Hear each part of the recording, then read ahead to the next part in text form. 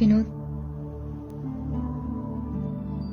മനസ്സിൽ ആഗ്രഹിച്ചത് മുഴുവൻ മൂടിക്കെട്ടി ജീവിക്കുന്ന സ്ത്രീകളെ അടുത്തറിഞ്ഞിട്ടുണ്ട് ഞാൻ. അങ്ങനെ ജീവിക്കാൻ പ്രയാസാണ്.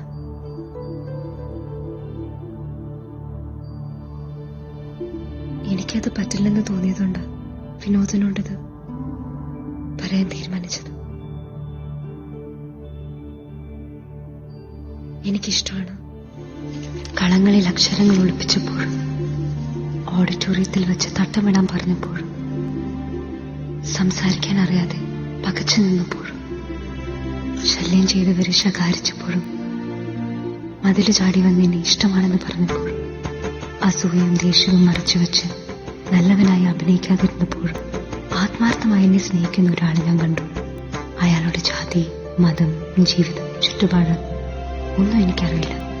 പക്ഷെ മരിച്ചുപോയ എന്റെ ഉമ്മയ്ക്ക് ശേഷം സ്നേഹം കൊണ്ട് സ്വാധീനിച്ച മറ്റാരും എന്റെ ജീവിതത്തിൽ ഉണ്ടായിട്ടില്ല. പുന്നേപ്പടി ഗോപാലമാഷിന്റെ വീട്ടില് നിസ്കാരപ്പായ വിരിക്കാൻ ഒരു മുറി ഒഴിച്ചു തരുമോ?